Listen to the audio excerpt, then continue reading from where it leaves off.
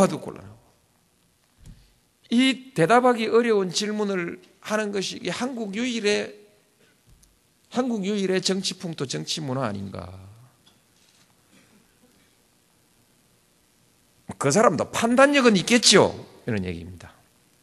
어떤 기준의 판단력? 민주주의 사회 기준의 사고력과 분석력을 갖고 있는 판단력이냐, 공산주의 또는 주체사상이라고 하는 그 체제에 거기에 맞는 수준의 그것을 기준으로 보았을 때 그 수준에서는 적어도 판단력이 있지 않겠느냐. 쉽게 말해서 사람이 저죽을 짓 하겠냐, 이런 것이죠. 완전히 궁지에 몰리면 무슨 짓을 할지 모른다, 이런 것은 우리가 상상할 수 있는 것인데, 저죽을 짓까지 무릅쓸 만큼 돌아버린 거냐, 아니면 이상한 사람이냐, 이것까지 우리는 지금 합의를 못 이루고 있는 거예요. 전쟁을 예방한다고 할 때, 났을 때는 완전히 이기면 되는, 안 다쳐야 되는데, 어쨌든 전쟁이 이기더라도 많은 상처를 입지 않습니까? 많은 손실을 입으니까. 그래서 안 나게 해야 되는데, 안 나게 하는 그 억지력의 판단 기준이 정상적인 사람을 기준으로 할 거냐, 돌아버린 사람을 기준으로 할 거냐, 이 문제를 가지고 우리 한국이 얼마만큼 심각하게 싸우고 있는지 아십니까? 지금 신문에 나오고 있는 여러 가지의 어찌 보면 만화 비슷한 얘기들이 사실은 여기에 근거를 두고 있습니다. 말하자면 제정신 가진 사람이면은 지금 한국을 향해서 북에서 한국에게 도발적 행위를 한다는 것은 그것은 바로 자살 행위나 마찬가지라는 판단을 할 수밖에 없기 때문에 안보 문제에 대해서는 이제 적절하게 관리해 나가면 되는 것이다라는 것이 저의 생각인데,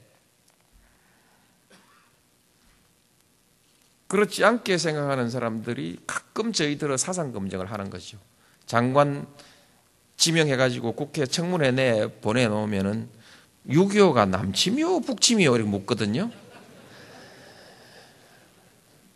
제가 한국 전쟁, 6.25 전쟁이 남침인지 북침인지 모르는 사람을 장관으로 임명할 만한 사고력을 가진 대통령이라는 전제가 붙지 않습니까?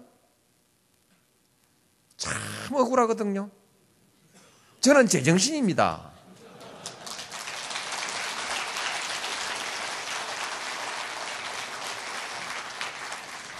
이래서 어렵습니다. 모든 것을 전쟁으로 해결할 것이 아니라, 힘으로 해결할 것이 아니라 대화로서 해야 되는 것인데요. 이 대화의 전제는 민주주의의 기본 원리인 상대방의 존재를 인정해야 됩니다. 나아가서 존중해야 됩니다. 상대방의 의견이 옳을 수도 있다는 가능성을 인정해야 됩니다. 내가 틀릴 수도 있다는 가능성을 인정해야 됩니다. 이것을 이른바 철학적으로는 상대주의라고 하는 거 아니겠습니까? 관용이라는 말이 한마디로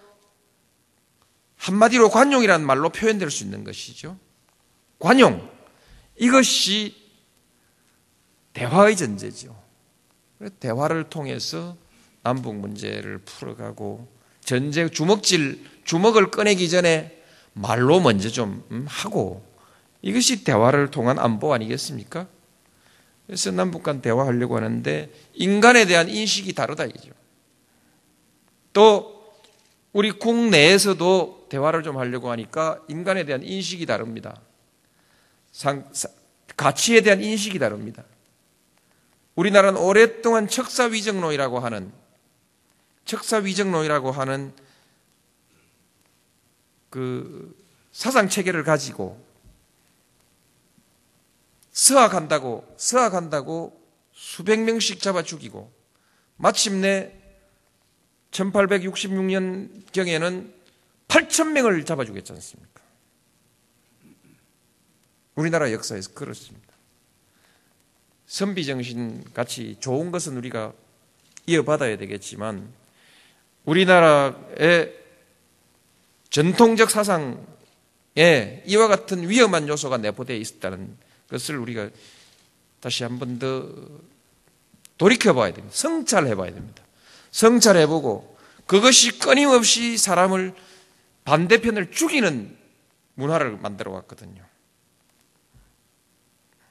그래서 사문난적이라 하고 적사위정 이 두 말로 표현되는 말하자면 철저하게 타도해버리는 문명, 문화 이것을 가지고 왔는데 이것을 우리가 극복하지 않으면 안 됩니다.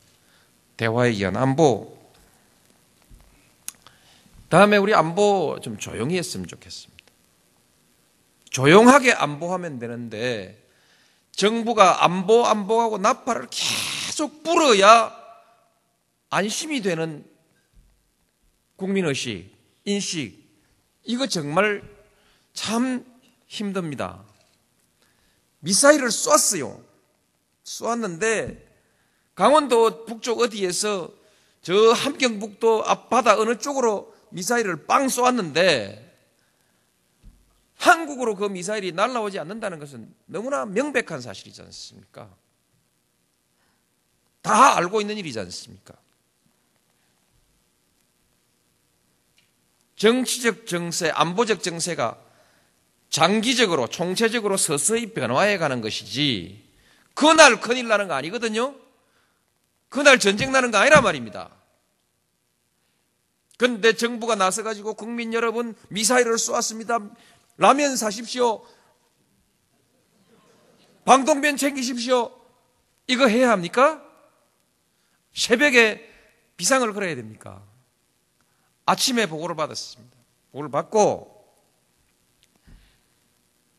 긴급히 안보상임회의를 소집하자래요. 하지 마라. 말이지 하지 맙시다. 하지 맙시다. 국민들을 놀래키게 할 이유가 뭐 있습니까? 그래서 다시 이제 그럼 11시에 한번 모입시다.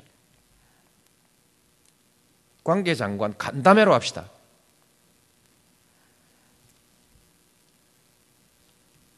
뭐 간담회 했습니다. 간담회로 하나 상임위원회로 하나 새벽 5시에 모이나 저녁 11시에 모이나 그 일 처리에는 아무 소장이 없습니다. 결과적으로 달라지는 것이 없을 뿐만 아니고 예측하는 단계에서 달라질 게 아무것도 없습니다. 왜 북치고 장구치고 국민들한테 겁주지 않았냐고 얼마를 나를 구박을 주는지요.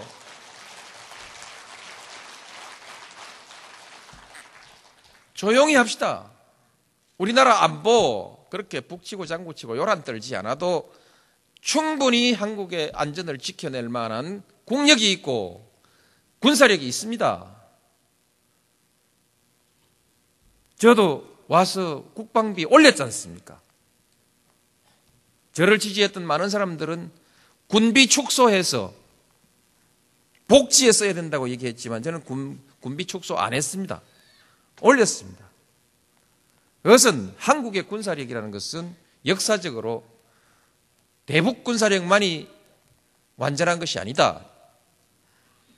한국의 군사력이 약해서 중국과 일본의 군사력을 당해내지 못할 형편, 한국의 한반도에 힘의 공백 상태가 생겼을 때 한반도가 임진왜란, 청일전쟁, 로일전쟁 그렇게 다 전장터로 변했지 않습니까? 그렇지 않도록 외국 군대가 우리나라에 와서 전쟁놀이 못하게 할 정도의 국방력을 가지고 있어야 되지 않겠습니까?